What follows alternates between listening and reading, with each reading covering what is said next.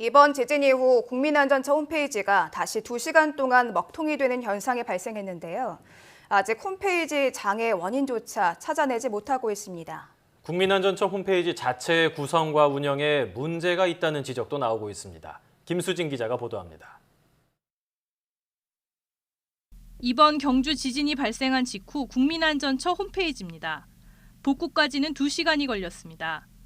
지난 12일 지진 발생 때 1차로 홈페이지가 먹통이 된 이후 처리 용량을 최대 80배까지 가능하도록 늘렸다고 하는데도 같은 현상이 발생한 겁니다.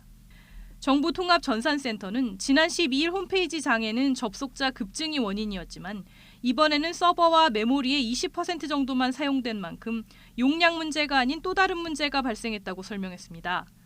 국민안전처 홈페이지가 재난에 대비해 정보를 전달한다는 목적에 걸맞지 않게 운영되고 있다는 점도 문제입니다.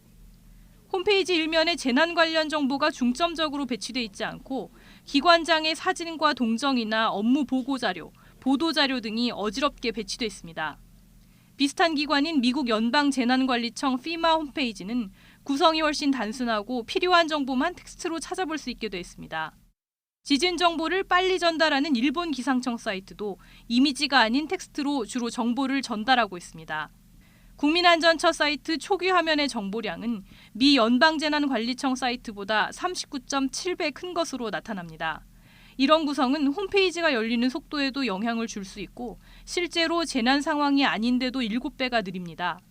전문가들은 재난이 발생했을 때 국민들이 홈페이지에서 일일이 정보를 찾아보도록 하는 방식부터가 문제라고 말합니다.